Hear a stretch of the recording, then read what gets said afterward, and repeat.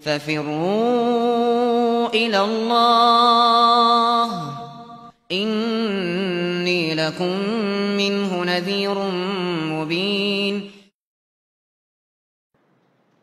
Tentang bagaimana tips dalam mempelajari bahasa Arab. Kitab apa yang bagus, bagaimana tahapan-tahapan kitab yang dipelajari. Ya, di Indonesia ini alhamdulillah banyak cara ya dalam seorang itu bisa belajar baca kitab. Yang paling awal itu dia belajar dulu bahasa Arab, dia bisa baca kitab dulu. Itu perlu guru saja yang bisa memahamkan bahasa Arab dengan metode yang ringkas, mudah. Jelas ya? Metode ringkas dan mudah. Bahasa Arab itu tidak susah. Cuman diterangkan saja petanya itu kayak bagaimana. Ya, ada namanya ilmu nahwu, ada namanya ilmu apa? Ilmu sharaf. Ilmu nahwu itu dia membahas tentang akhir kalimat. Dia di dhamma kah, di fathah kah, di kasrah kah, atau di sukun. Ya. Bagaimana membedakan isim, fi'il dan apa? Huruf. Itu pembahasannya ilmu nahwu. Ya, kalau ilmu sharaf itu bagaimana membahas bangunan kalimatnya. Bangunan kalimatnya ini yang bukan akhirnya dia bahas, tapi bangunan kalimatnya. Nah, itu aja petanya.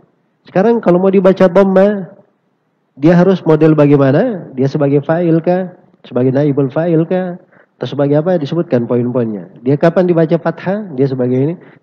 Itu saya setelah tahu semuanya, petanya secara umum, nah, baru dia masuk ke dalam rinciannya satu persatu. Nah, maka dengan itu akan mudah. Setelah itu dia perlu guru untuk latihan membaca. Nah, setelah dia bisa membaca, tahapan pertama dia belajar al-ajurumiyah. Setelah belajar al-ajurumiyah, dia naik ke tingkatan berikutnya, mutammim al-ajurumiyah. Ini penyempurnanya. Setelah belajar mutammimah, boleh dia belajar qatrun nada, ya. Boleh juga dia belajar apa namanya? Mulhatul i'rab karya Al-Hariri. Ya. Kalau dia mau meningkat lagi setelahnya, dia baca Alfiyah Ibnu Malik. Ya, kalau sudah sampai kepada Alfiyah Ibnu Malik, itu sudah cukup bagus dalam masalah nahwu dan sharaf. Sisa perlu pendalaman-pendalaman saya. Ya, dan kalau seorang sudah sampai ke situ, itu sudah cukup ya. Yang lainnya dalam fikih bahasa itu akan datang nanti. Di dalam kajian ayat-ayat Al-Quran dan hadits-hadits Rasulullah, kadang di sela-sela pembahasan itu ada pendalaman-pendalaman makna. Ya, walaupun ada sebagian hal yang perlu dia ketahui di ilmu bahasa yang lain. Karena bahasa Arab itu bukan cuman ilmu sharaf dan ilmu nahwu saja. Ya, bahasa itu ada 12 cabang dari ilmu bahasa.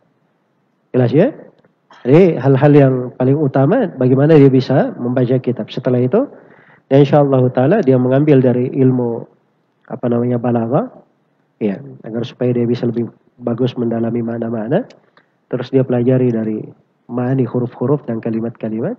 Kalau dia baca dari Mughnil Labib itu sudah cukup. Semoga Allah memberi taufik kepada semuanya. Wallahu ta'ala alam.